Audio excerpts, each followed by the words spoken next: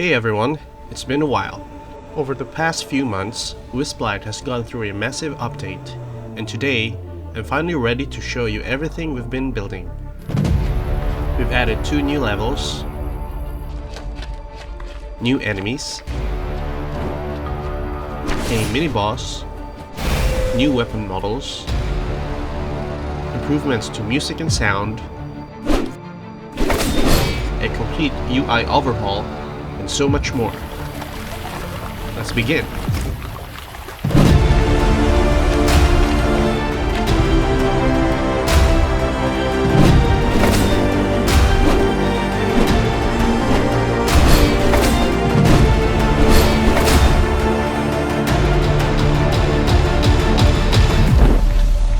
If you're new to the channel, I'm June, and I'm making this game called Wisplight. It's a reverse RPG where you play as the monster instead of the usual RPG heroes. In this game, your goal is to eliminate human settlers invading your island home. If you're interested in development, feel free to subscribe to get updates. Visual updates. We knew that a smooth and intuitive UI was essential for Wisplight to feel polished and immersive, so we've completely revamped the UI to make it more user-friendly and visually appealing. The first thing you'll notice is the updated player status bars. We've completely overhauled the previous simple bars for fortitude, essence, and stability. Instead of the plain, basic displays, we've designed them to reflect the game's world more closely. Each status bar now has an elegant design, with ancient gold accents to match the overall aesthetic of Wisplight. And to make it more personal, we've added the monster type as the main icon. This icon changes depending on which monster you're playing as. These new status bars not only look better, but also provide a more immersive experience. We've also given the enemy health bars a complete overhaul to make encounters feel more engaging and intuitive. Each enemy type now has a unique health bar design that matches their role in the game, so you'll always know what exactly you're up against. For basic enemies like the standard foes you'll encounter early on, we've kept the health bar simple and straightforward, matching the minimalistic design for their appearances. Mini-bosses, on the other hand, have more intricate, ornate health bars that reflect their heightened challenge and importance in the world of Wisplight. These bars add a touch of elegance and complexity, making them feel like a true step up in the difficulty curve. Finally, the settlement bosses, the game's most formidable foes, come with highly detailed and ornate health bars that are a true spectacle to look at. These intricate designs help convey the magnitude of the threat they pose and reinforce their role as major antagonists in the story. Overall, these updates to the enemy health bars will make it easier to identify the strength and importance of each enemy. As part of our recent UI overhaul, we've updated how Wisp and Catalysts are displayed. Wisp is a key resource in Wisplight, and we made sure it's easy to track and manage. You'll increase your Wisp by rescuing trapped Wisps in Aether vessels scattered across the world. Think of Wisps as your skill points. It's used to upgrade your abilities and boost your monster's powers. With the updated UI, the Wisp indicator now stands out more clearly with its new icons, so you can easily track your available points at all times. Catalysts, on the other hand, are earned by defeating enemies and are crucial for activating specific abilities or enhancing combat potential. The Catalyst indicator has also been redesigned with its new icon, so you can quickly see how many you've collected and plan your next move. With the changes to these resources, we've also made significant updates to the skill tree UI. In line with the overall design improvements seen in the enemy health bars, the skill tree now adapts its design depending on the skill node you're interacting with. Cast your glow upon me, Lightweaver. Let the flow of change refine your power. First, we have the passive skill nodes. These nodes provide passive bonuses and enhancements to your monster. For these, we opted for a simple, sleek design that emphasizes their foundational role in your character's development. Next, we have active skill nodes. These represent skills that you must actively trigger during gameplay, and for them, we've created more intricate, detailed design to reflect their importance in combat. Finally, we introduce knowledge nodes. These are unlocked when you learn new discoveries through quests and events, providing a unique progression system. For these nodes, we've designed them with a more intricate UI to highlight the significance of unlocking new abilities through exploration and story progression. While the functionality to select items on the ground was already in place, we've now added a more detailed and visually engaging way to showcase the drop items. When you approach the drop item, simply press the Alt key and you'll now see it presented as a card that contains all essential information at a glance. At the top of the card, you'll find the item's name and quality, along with its durability, so you'll know exactly what you're dealing with, whether it's a crude, standard, refined, or Mastercrafted quality item. Below the image of the weapon, we've included a brief description that provides some lore or hints on its use, helping you get a better sense of the item's place in the world and how it can benefit your journey. And of course, we've made sure the card displays the key stats of the item at the bottom. This includes all relevant attributes like damage, stat bonuses, or any special effects that may apply, giving you everything you need to decide whether it's worth adding to your inventory. All of these UI updates were made possible with the help of Nui, our incredibly talented UI artist. She's been an absolute powerhouse designing all of these updates in less than a month. Her work has truly transformed the game's UI, and we couldn't be more grateful for her contributions. Right now, she's hard at work on our new inventory system, and I'm excited to give you a sneak peek of what's to come. It's shaping up to be something really special, and I can't wait to share it with you. We'll also be doing a deep dive into her thought process and design approach in a future devlog, so make sure you subscribe to the channel so you don't miss any updates we release. Another key visual update we've made is to Cassandra, our main companion throughout Wisplight. It's been a full year since we began developing her concept, and after many iterations, we've now finalized her model. Cassandra's brought to life by our talented 3D artist Erin, who's done an incredible job translating her personality and story into every detail of the model. This final version features dynamic clothing and accessories that adapt to her environment and activity. When she's outside traveling with you, she wears her hooded cloak and carries her leather-bound journal, which she uses to document her findings and discoveries. When inside a safe area, she removes the cloak and places her journal on nearby tables or surfaces, helping the world feel more lived in and reactive. Another important detail is her voice stone collection, glowing artifacts that she gathers throughout her journey. These stones hang from her waist while she explores, and are more than just decoration. Voice stones are ancient relics that allow the user to communicate telepathically with Wisp across the island. Cast your glow upon me, Lightweaver. I recently inherited my grandfather's journal. He died of old age, and his passing did leave a void. I've always loved my grandfather. He's a man of both wisdom and mystery, and always knew how to keep things interesting. Cassandra can give these stones to certain NPCs like Francis, our blacksmith and master builder, to enable them to communicate with the player. It's a small touch, but one that ties directly into both the visual storytelling and the world's deeper lore. We've also added LODs, level of detail, to Cassandra's model, allowing her to look great from any distance without hurting performance. Cassandra isn't just your guide in the story, she's an active presence in the world, and we're making sure her design reflects that every step. We also got two brand new areas in development, the Crypt and the Crypt Caves.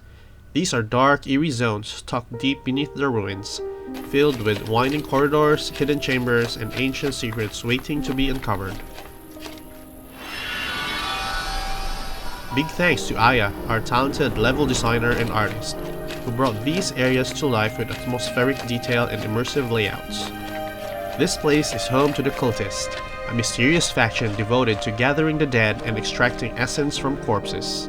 Their twisted rituals and hidden sanctums are scattered throughout the crypts, offering both danger and insight into darker forces at play in Wisplight. Without spoiling too much, expect tight combat spaces, environmental storytelling, and new enemy encounters that play into the themes of decay and forgotten rituals. We're currently playtesting these levels, and you can get involved. Just hop into our Discord and apply as a playtester. Your feedback helps us improve the experience and shape what Wisplight becomes.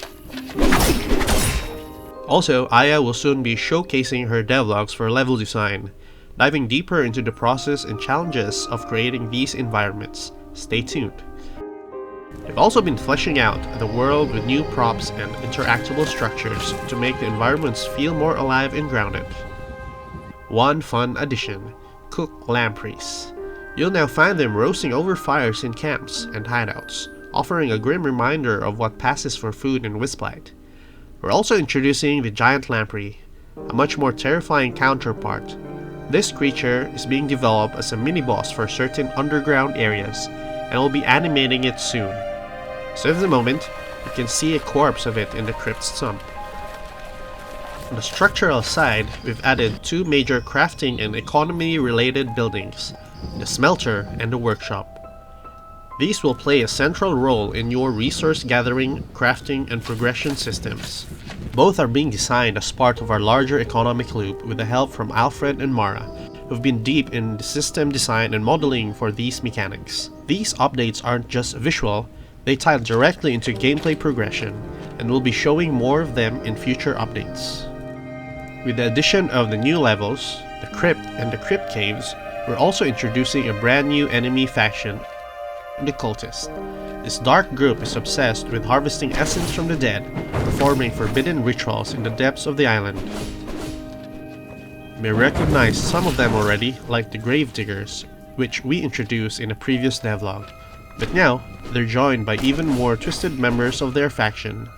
We've added two new cultist variations, each with different behavior and weapon loadouts to keep combat dynamic and unpredictable. One major addition is the Necrolite, a necromancer-type enemy that can summon and control a skeletal minion. What makes this encounter interesting is that the minion will reform itself as long as the Necrolite is alive, forcing you to take down the summoner before you can deal with the skeleton permanently.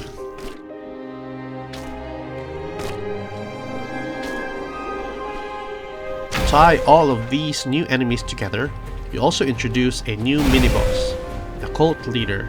This is a heavily armored brute wielding a mace and capable of hurling unstable crystal shards that explode on impact. He's not only a tough opponent, but his presence on the battlefield reinforces the twisted hierarchy within the cult. Each of these enemies add a new layer of challenge and lore to the game, and you'll encounter them deep within the crypts, where the cultists carry out their rituals beneath Ashendale.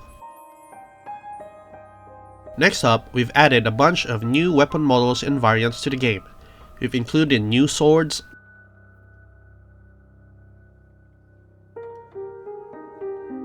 maces, spears, shovels, and torches, each with their own visual models and stat progression based on quality tiers. Big shout out to our talented 3D artist Kyle, who helped bring these new weapon models to life. Most weapons now come in 4 qualities: Crude, Standard, Refined, and Mastercrafted. Each step up increases their effectiveness, not just in raw power, but also in reach and durability. For example, a refined sword won't just deal more damage than a crude one. It will also have a slightly better reach and doesn't break easily. All weapons deal 3 types of damage: health damage, stability damage, and essence damage. Health damage reduces the enemy's life directly. Stability damage is useful for breaking guards, staggering foes, or interrupting attacks. And essence damage drains the target's magical energy, which is crucial for fighting enemies that rely on casting, like necrolites, acolytes, and other mages. If you drain their essence, you disable their ability to use spells or abilities. Tools like the shovel and torch are also getting the same treatment. Right now, they've come in 2 quality tiers, Crude and Standard. The shovel acts as a basic utility weapon and is often used by grave diggers. The torch, meanwhile, provides both light and combat utility. It deals a small amount of essence damage, and its light radius scales with quality. Torches also come with one unique trait. Their fire damage can't be blocked by shields, making them particularly effective against enemies who like to hide behind defenses. Even if they're heavily armored, that flame will still get through. We've also introduced weight classes to the weapon system, adding another layer of depth to our equipment choices. Weapons are now divided into light and heavy categories, and each comes with its own trade-offs. especially when playing as a skeleton.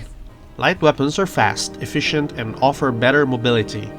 The skeleton in particular excels with light weapons due to a unique passive ability called Hollow Stride.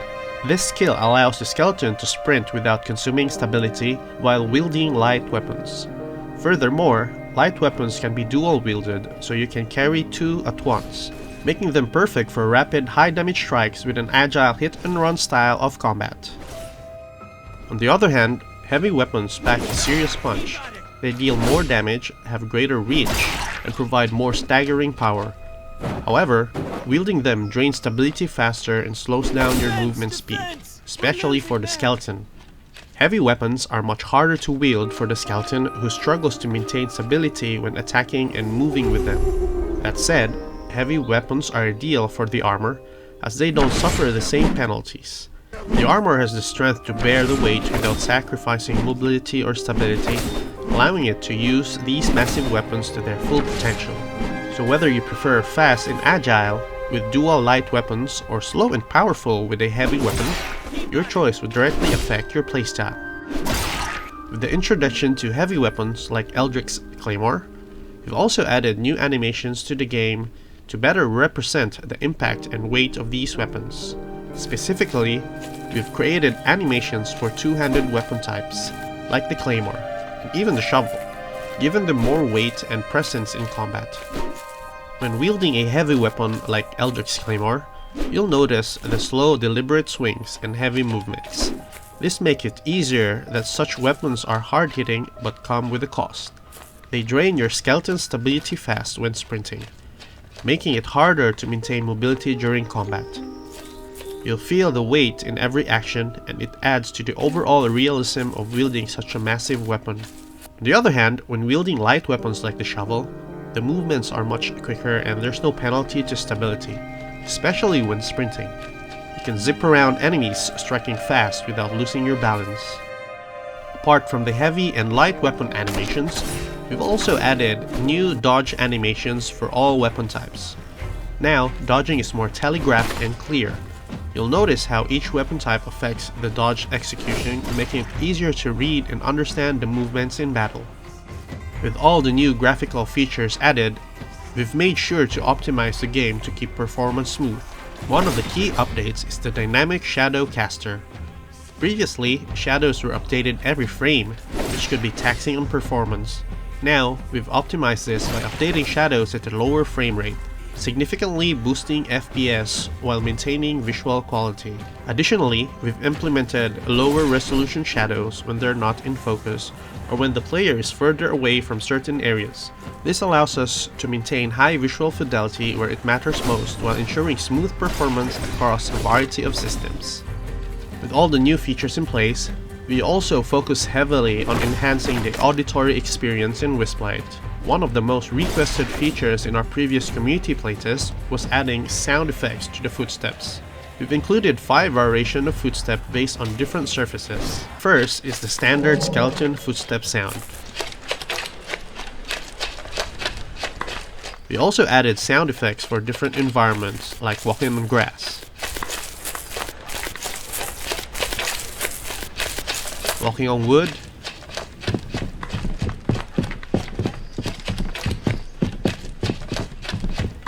and even shallow water.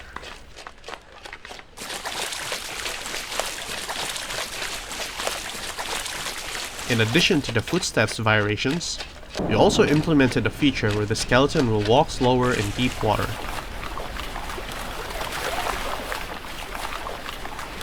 And of course, we've added unique sound effects to match this movement, making it feel more natural and dynamic as you navigate different environments.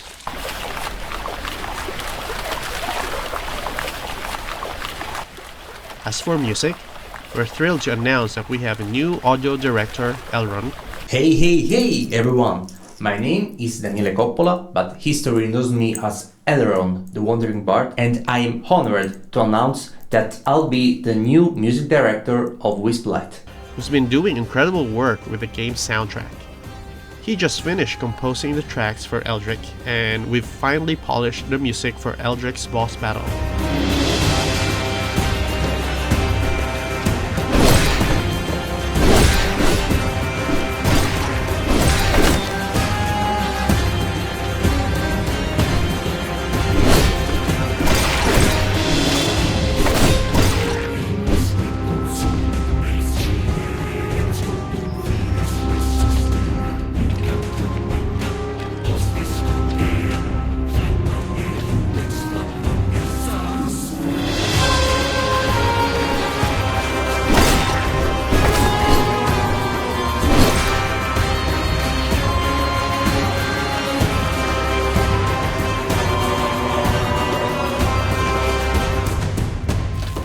music now perfectly matches the intensity of the encounter, adding to the atmosphere and heightening the stakes during the fight. We'll be dropping some devlogs soon. Stay tuned. We're really excited to hear how these updates come together and how they enhance the overall experience in Wisplight. Don't forget to add Wisplight to your wishlist on Steam. It's a huge help as we move towards full release. And if you want to support the project even more, you can support us on Patreon. Funding this game has been one of the biggest challenges, and every bit of support counts. I couldn't have reached this far without the help of our Patreon supporters. Thank you so much. Also, we're actively playtesting the new levels, and we'd love for you to join in. Head over to our Discord and apply as a playtester. It's free, and your feedback is essential in making Wisplight the best it can be. See you on Discord. Till next time.